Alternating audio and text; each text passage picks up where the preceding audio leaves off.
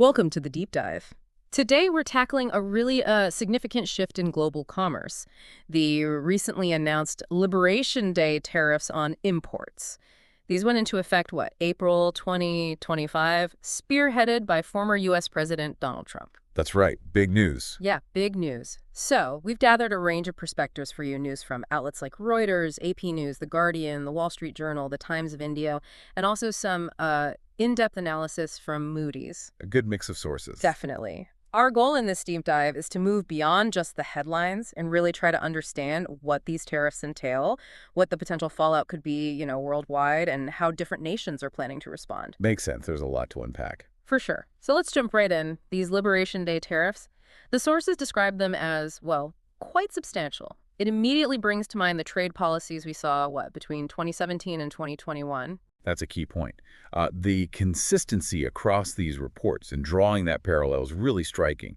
The core aim, as it's presented in numerous outlets, is to address what are perceived as trade imbalances. Right. And also to provide a boost, supposedly, to domestic manufacturing within the United States. And that name, Liberation Day tariffs. Yeah, the name itself, as you mentioned, it signals a very deliberate and maybe ideologically driven approach to these trade measures. The Wall Street Journal, for instance, it highlights concerns about the persistent trade deficit in manufactured goods. Okay. And these tariffs are explicitly framed as a tool to, pressure those trading partners. Right. So it's not just a domestic policy in a vacuum, is it? The potential for a much wider global economic impact is a major concern highlighted really in all of our sources. We're seeing some pretty serious predictions being made. Indeed. And what's particularly noteworthy is the projected scale of the potential disruption.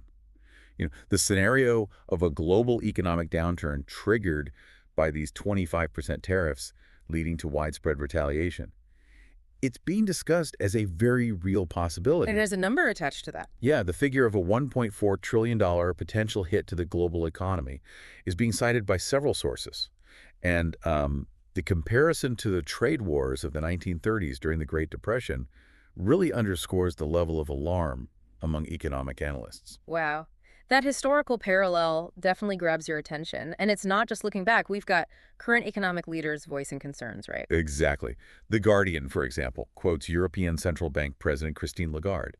She explicitly warns about negative consequences for everyone involved, both the countries imposing the tariffs and those that choose to retaliate. So lose-lose situation, potentially. That's the picture she paints, yeah. A potentially destabilized global trade environment. If we connect this to the bigger picture, global trade operates as a highly interconnected system, Actions taken by a major economic power like the U.S. can create ripple effects throughout the entire system. Right, which is why understanding the reactions from other countries becomes so crucial. Exactly. So we've established what these Liberation Day tariffs are and the initial concerns around a global economic downturn. Now, let's maybe zero in on how specific countries and blocs are responding, starting with the European Union. Right. Yeah, the European Union seems to be adopting a very firm stance. They've announced plans for trade countermeasures targeting a significant value of U.S. goods, up to $26 billion, apparently, specifically as a response to the tariffs on steel and aluminum that are part of this package. And the language coming from European Commission President Ursula von der Leyen, reported by multiple sources, really emphasizes their resolve. She described the U.S. levies as unjustified trade restrictions. Unjustified, okay. And promised a firm and proportionate response. That indicates a pretty determined approach from the EU. This isn't like a passive acceptance. They are actively preparing to push back with their own tariffs. Okay, so active pushback from the EU. And it's not just the EU raising red flags, is it? Our sources also point to significant concerns from Canada and Mexico, key trading partners, obviously, with deeply interwoven supply chains right here in North America. Yeah, that's a huge point. The Canadian steel industry, in particular, is quoted as warning of potentially hugely damaging consequences. And this raises an important question, doesn't it, about the nature of modern integrated economies. The emphasis on the deep integration of North American supply chains really underscores how tariffs like this can disrupt established and, frankly, efficient trade flows. It potentially causes harm to industries on both sides of the border. It forces businesses to maybe rethink their sourcing and production strategies, which, can lead to increased costs for everyone. Yeah, complicates things significantly. Okay, turning our attention maybe to Asia. India's direct exports of steel and aluminum to the U.S. might be relatively small, but even they are anticipating some negative repercussions. Yeah, what's interesting here is the potential for an indirect impact. Moody's analysis suggests that these tariffs could actually exacerbate the existing global oversupply of steel and aluminum. How so? Well, if major markets like the U.S. become less accessible because of these tariffs, producers in other countries will likely look to export more to alternative markets. That leads to increased competition everywhere else and potentially drives down prices globally. Oh, okay. So this increased competition would likely present challenges for Indian steel producers, even if they don't sell much directly to the U.S. because their other markets get tougher. Right, that makes sense. The ripple effect again. Exactly. And what about China? While our immediate reports from April 2025 don't detail their specific retaliatory measures this time around, we certainly have historical precedent to consider, right? Given their past responses to U.S. tariffs. Oh, absolutely. Historically, China has consistently responded to U.S. tariffs with its own countermeasures.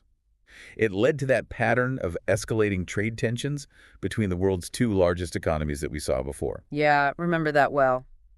So while we don't have the specifics of their reaction in this particular instance, it's a reasonable expectation, based on past behavior, that some form of reciprocal action from China is probably likely.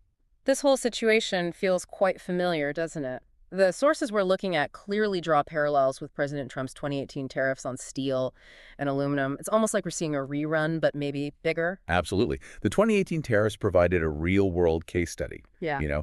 and the consequences, the retaliatory tariffs from various countries, the disruptions to international supply chains, they're well documented. Hmm. What some reports suggest might be different this time is that other countries may be more prepared to respond, having kind of learned from that earlier experience. Right, they've seen this movie before. Kind of. Furthermore, the sheer scale and potential impact of these new Liberation Day tariffs seem, according to some analyses, to be even more pronounced this time around. Okay. So, beyond the immediate trade responses, what are economists predicting in terms of, like, broader economic consequences? Well, the warnings are quite serious. Economists are expressing concerns about a potential slide towards recession, and also the strain that these kinds of trade actions could put on international alliances. Alliances, too, okay. Yeah, we're even seeing initial indicators in financial markets. There are reports of major indices opening lower around the time these tariffs were announced, suggesting, investor anxiety. And that traditional safe haven asset, gold, is also showing a reaction, isn't it? I saw mentions of that. Yes, exactly. The reported increase in gold prices is a classic signal of investor uncertainty and worry about economic stability. In times of market volatility or geopolitical tension, investors often seek the perceived security of gold. Right, a flight to safety. Okay, so let's try to bring it all together. Our deep dive into the Liberation Day tariffs shows that their reintroduction in April 2025 has definitely sparked a strong and, well, concerned reaction from the international community. It really does feel like we're seeing a recurrence of past trade tensions, potentially on an even larger scale. Yeah, I think that's fair to say. And countries are already gearing up for countermeasures. Exactly. The risk of a full-blown trade war is certainly being discussed seriously. And the fact that major players like the EU are already formulating concrete responses underscores the gravity of the situation. Given the intricate connections within the global economy, these actions are highly unlikely to remain isolated events. They'll spread. Yeah, it seems unavoidable. So, okay, for you to consider after this deep dive, think about this. Given just how deeply interconnected the global economy has become, how might these large-scale trade actions ultimately reshape not just the flow of international commerce, but also the everyday lives of individuals around the world? Good question. What unexpected ripple effects might we see unfolding in the coming months and years, reaching far beyond just the prices of steel and aluminum? Something to think about.